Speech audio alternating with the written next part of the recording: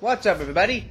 Falcon and the Winter Soldier, episode 4. That's what's up. I watched it last night, and to be honest, I didn't felt it was right of me to immediately jump on in front of a camera and review it and criticize it, because it was such a heavy episode that I felt like I needed some time to get over what I just saw and what happened, especially at the end of the episode, so that I can fully express my opinions on it. And I think I'm ready to talk about it right now. So, first of all, let's address the elephant in the room. These episodes are pretty long. They're longer than the Mandalorian episodes, and especially longer than WandaVision's episode. And just like WandaVision, there's a lot to unpack here in each episode. Obviously, they're very thematically different from both of those shows, which I appreciate that part. So right off the bat, we get a flashback to Wakanda. It's 6 years ago, before Avengers Infinity War. We see some of the training that Bucky was doing with the Dora Milaje, specifically Ayo, to sort of get over the reconditioning from Hydra after what happened in Civil War, which it's important that we see that, because we didn't really get to see that in the movies. What I love best about these shows is that it gives us the chance to expand upon certain things that we didn't necessarily get to see in the movies. Like, for example, with WandaVision, we saw some of the relationship between obviously Wanda and Vision, really how it really started to take place, because in the movies we sort of had to accept that, oh, they're now a couple, even though we've barely seen any scenes with them. And I love that Marvel is taking advantage of the show's abilities to do that, especially now with Bucky. And we learned there's definitely something special going on between Bucky and Ayo, which is something that I didn't necessarily pick up on in the first time I watched the episode, but I listened to other people talk about it, and yeah, I mean, there might be something going on there. There's a lot of emotion on Bucky's face when he's talking to Ayo, especially when he hears the disappointment in her voice after realizing that he basically broke Zemo out of prison. And there's definitely something going on between these two, and it's definitely affecting Bucky in a certain way. In any case, I thought he was gonna keep this whole Wakandan thing a bit of a secret from the other ones, but no, he goes back to the motel. He just straight up said, "Oh yeah, the Wakandans are after Zemo, and we need to complete the mission before they show up." And I was like, "Oh, okay." So he's going for it. He's going straight for that. But yeah, obviously they have to go look for Carly. I love the way each character approaches these people, and I love the way that this show is somehow able to show us that Zemo is, well, he's clearly the villain, but he's not approaching this as the villain. The best kinds of villains are the villains who believe that they are right. And Zemo is definitely one of them, especially in this show, a little bit more so in Captain America Civil War, but especially in this show, where Bucky and Sam kind of approaches this the American military sort of way. I need to speak to this person. Do you know this person? And it's like trying to relate. I understand your pain and such. Zemo's just singing a song, relating to the people who live in the place. He's offering children some candy. He gets the information that way. So yeah, I love his approach to this. He's approaching this on the more casual, ground level side. He's not trying to condescend anyone and see himself as like the big American savior or anything. No, he's just doing it the right way, talking to the children. Who knows these things better than the children themselves? And then later we see that he's using it as leverage over Bucky and over Sam to kind of make sure that they don't send him back to the Wakandans, because he's trying to make sure that they both know that they need him, not that he needs them in any sense of the word. And I like a lot of the stuff that they're doing with Zemo's character in this show. And then obviously they go try to find Carly and talk to her. John Walker and Battlestar show up and start messing everything up. And I really appreciated the conversation between Carly and Sam, because so far I'm not a big fan of Carly's character. Like, I see where she's going from, but I don't think there's too much depth to that character beyond just attack the system. I almost said a bad word there, but I mean, I understand that after the first snap everyone got relocated and displaced, and Carly was one of them, and she was thrown out in the streets, and this Danya Madani character really took her in and took care of her and all the other people, all the other refugees with her. And I see the struggle at where she's coming from. However, I can't really see anything that makes me think that what she's doing is justified, especially after last episode, because she straight up blew up a place, and she says, that's the only language that these people understand. Like, I don't know if I like that, because terrorism is a real thing in the real world that a lot of people struggle with, especially in my country, where these people, they think that just blowing up a place, killing people, is going to make a difference. I don't know if I can buy that.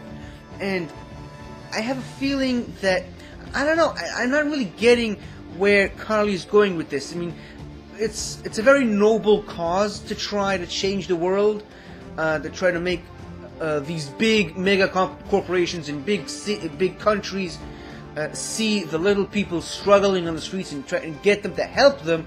I just don't think that killing other people is the approach. And even the conversation between her and Sam supports my view on it. Sam basically says to Carly that killing people doesn't make it better, it just makes it different. And he goes out of his way to say that she's basically killing innocent people. And then she says the line that, in my opinion, truly shows who she really is, when she says that they're not innocents, they're roadblocks in my way, and I'll kill them again if I have to. That line really, in my opinion, shows her true colors. That she, just like Zemo says, she's not a freedom fighter, she's not a vigilante, she's not a force for good, she's a supremacist. And she, again, I don't appreciate this line of thinking that we see it both in the real world and in shows that are referencing stuff like that, is that these people, these leaders of these rebellions, they don't see, they're basically, their approach is, let's kill a bunch of people and then they'll start to listen to us and then they'll start to understand our struggle. That's not how you get things done. I'm sorry, but you blow up a place full of people trying to get attention. That's all you get, attention. You're not making change that way. And yeah, I'm really not a fan of the way Carly's character is being portrayed in this context. But yeah, I'm also not a big fan of John Walker's character, with how the way he sort of blunders in and mucks everything up and ruins the heartfelt conversation that Sam just had with Carly, and then they do it all over again with the Dora Milaje later, but we'll get to that in just a second. Obviously, Zemo shoots her, and I can't believe it, but I'm actually on Zemo's side here when he destroys all the vials with the Super Soldier Serum, because, I mean, Carly and her followers have shown in 3-4 episodes now that people are just not meant to have that kind of power.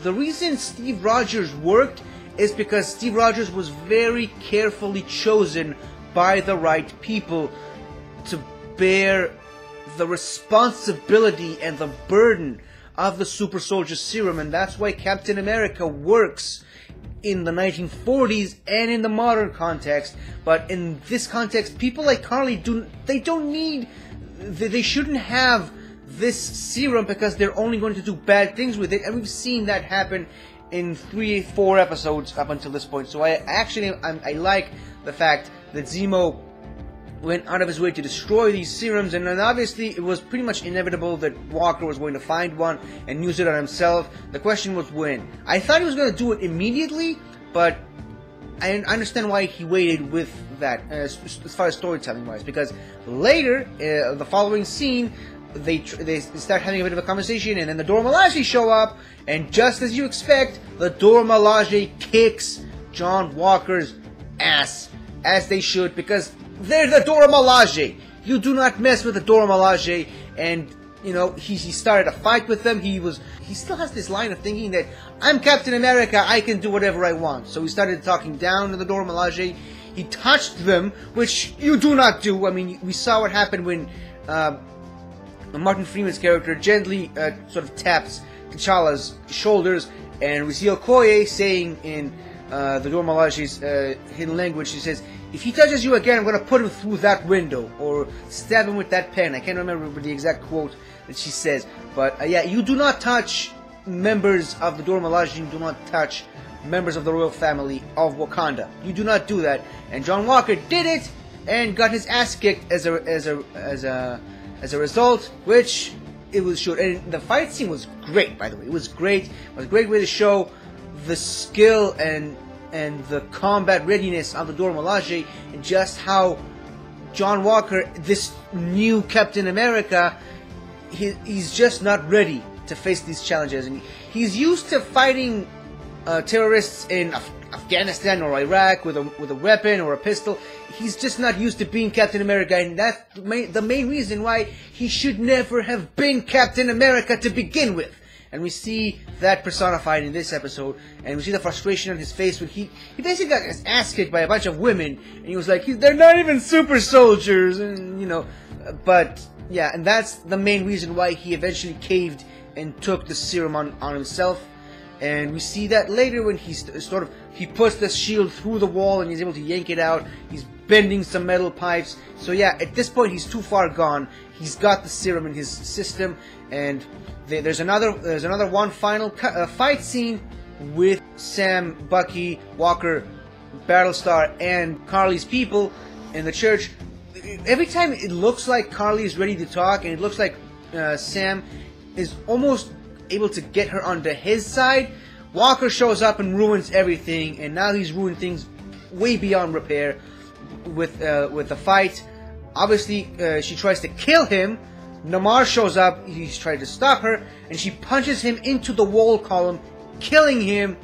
And that is when John Walker was too far gone. He chases her best friend, her most loyal follower, who earlier in the episode says that he was a Captain America fan. And to have this moment of this guy who was a Captain America fan, and this new Captain America is chasing him down the street to a public place. He's pinning him down on the ground, and he's using the shield to kill him. And now there's blood on the shield, which is something that should never happen. The shield is a symbol. It's the most incorruptible thing in the American government. It's pure. It's a representation of what America should be, not what America is. Just like Steve Rogers is, the shield is an American icon, and an American icon just killed a person. There's blood all over the shield. This should not happen, and this again proves to us why John Walker should not have been Captain America from the start. He's not. I mean, when the first few episodes of the show showed up, and you can go back and visit some of my older reviews, I said, okay, I gave this new Captain America the benefit of the doubt. I gave John Walker the benefit of the doubt. I was like, okay, maybe he's not all bad. Maybe there's some good in him. All of that completely went out the window in the third episode. And now, in the fourth episode, I'm like, nope, this guy has to go. He cannot bury this burden. He cannot carry this shield with him. He's not right for it. Which is kind of saddening to me, because the actor, Wyatt Russell, received a few death threats for playing the new Captain America, even before this episode came out. I mean, he was on the blunt side of the worst of the internet, which, guys, come on. He's an actor playing a character. If you want to hate the character, like I do, you can hate the character. Don't hate the actor playing him. He does not deserve this type of treatment. But in any case, I think this episode best exemplifies the fundamental misunderstanding of the serum, the super soldier serum, that exists within the people in the modern context. Because in the original Captain America movie, Dr. Erskine says, and I quote, "The serum amplifies everything everything about the person. So good becomes great, bad becomes worse." And we saw this two sides of the same coin in the Captain America movie, with Steve Rogers being the good becomes great, Johann Schmidt, aka the Red Skull, being everything that was bad becoming worse. And now we're seeing kind of the more shades of gray in it, where Carly is doing the wrong things believing she's doing it for the right reasons, and we see John Walker doing the same thing. He thinks he's doing the right thing, but he's going about it in all the wrong ways. And with the super soldier serum, all of that is now amplified to the point where he's even going to cross that line and kill someone. And we see the serum messing with his mind. We see the serum messing with Carly's mind. Obviously, with John Walker, there's a little bit of PTSD stuff when we see him kind of zoned out a bit. There's definitely more going on with his character, but than we see beneath the surface. But the main thing about this episode is we see how the super soldier serum affects people. There's going to be hell to pay. There's definitely going to be hell to pay for what happened, because obviously it was in a public place with tons of civilians watching, and 2020, everybody's with their phones recording everything. You see something happening in the street, the first thing people do is pull out their phones and try to record it to get the reaction and response, and that's how people think the change is made these days. And yeah, so like I said, there's going to be hell to pay with the new Captain America, and I wouldn't be surprised if they try to remove him from this position in the next episode, and he's going to rebel against them. Because he now has the serum in him, and we know he's not the most stable person to begin with. He's going to break free of the people who tried to restrain him, and he's going to go rogue and become a rogue Captain America. And that's at least just my prediction for the next episode. And I know it's dangerous in these modern times to have predictions about shows that might not turn out to be true, but that's at least just how I see it and what I think is going to happen. Not what I think should happen, what I think is going to happen. So yeah, that's my review on these episodes. Damn it, these episodes are getting longer, and there's too much to talk about them. And I love it, but I mean, it kind of makes my job a lot harder when it comes to having to give a review where I try to keep it below 20 minutes, but I think I did a good job with this episode. So that's my thoughts on this episode today. What did you guys think about the episode itself? Did you enjoy it? Did you hate it? Are you on my side as far as Carly goes, where she's not really doing the right things? She's not doing it the right way to get response from people. Do you agree with what I think, that John Walker will be replaced in the next episode, or maybe go rogue in the next episode? I can't wait for the next episode to actually see if I'm right or not. But yeah, let me know what you think about the episode in the comments below, and I will see you in the next week's episode.